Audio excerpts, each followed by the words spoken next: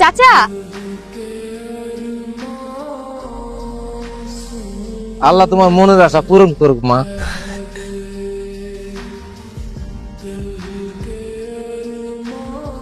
গাজীপুর কাপাসিয়া গাজীপুর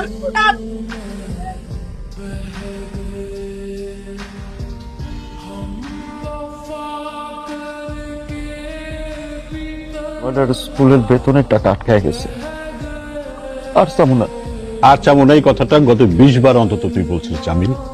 তুই খালি ন্যাশ আর ন্যাশ, ফেরত দেওয়ানোর কোনো নাম নাই।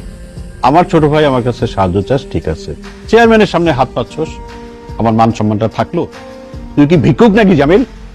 কি কথা কস না কেন?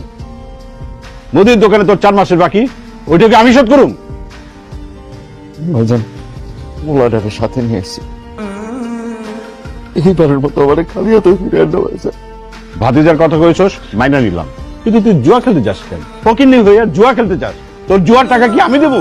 আর চামুনা ভাইজান, আর চামুনা। এই না বাজান, শুরু করো। মন খারাপ কেন? চাচার কথায় নিজের বাপরে অন্যের সামনে হাত পাততে দেখলে মনটা খারাপ লাগে। আমার খারাপ লাগে না রে বাজান। তুই আসার আগ পর্যন্ত জীবনটা অনেক কষ্টের ছিল, কিন্তু এখন আমি যা কিছু করি আমার দিল খুশ। বাবা, তুমি জুয়া খেলো? জুয়া খেলি না রে বাজান, নিজের ভাগ্য পরীক্ষা করতে চাই। সেই ছোটবেলা থেকেই আমার কপালটা পোড়া, সেইটা পাল্টাইছে কিনা তাই দেখতে চাই। ল্যাংড়া হইয়া জন্মাইছি, হাঁটতে পারি না। তোর যখন 6 মাস, তখন তোর মা আমার কোলে দিয়া সেই তো ভাগছে। আমি সারা জীবন ঠইকা গেছি রে বাজান। আমি মানুষের কাছে হাত পাতি যেন তোর হাত পাততে না হয়। আমি মূর্খ, কিন্তু তোরে আমি সেটা হইতে দিব না। আমি সারা জীবন হাঁটতে পারি নাই, তোর জীবনে দৌড়াবি। আমি তোর কাছে আর কিছু চাই না বাজান। তুই খালি আমাদের কথা দে, তুই সারা জীবন মাথা উঁচু করে চলবি। জামিলের পোলা কখনো কারো সামনে মাথা নিচু করে না, কারো কাছে হাত পাতে না। পারবি না বাজান? পারবো বাবা।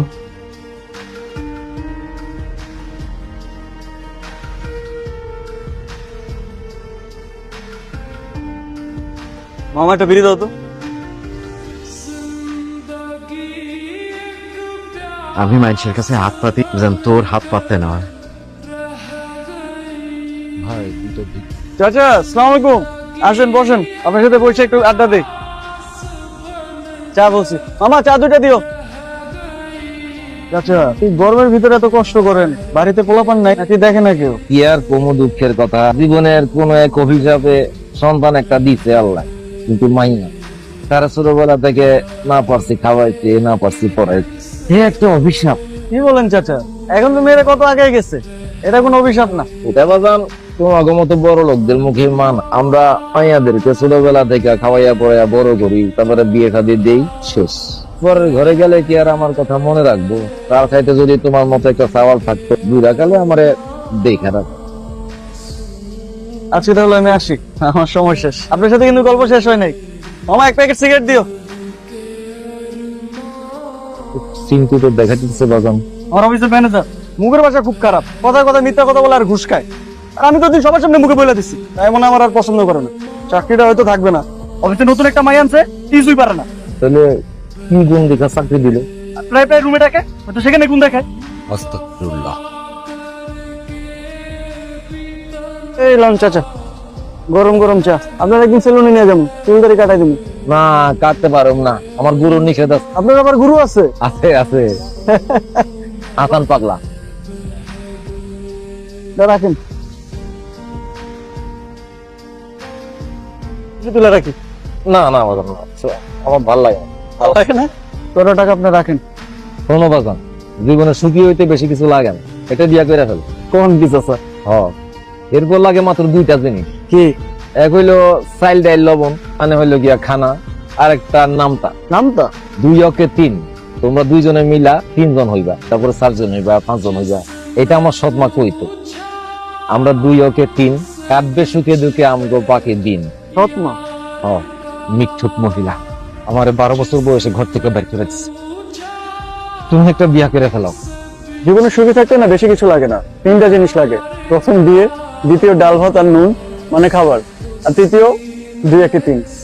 আসলে না আমার মুখে কথাটা জমলো না, ওই চাচার মুখে ভালো মানায়।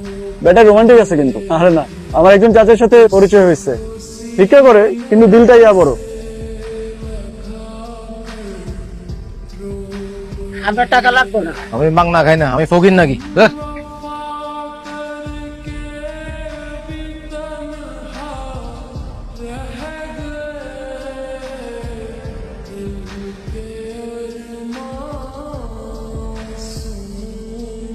আমি নামতেছি।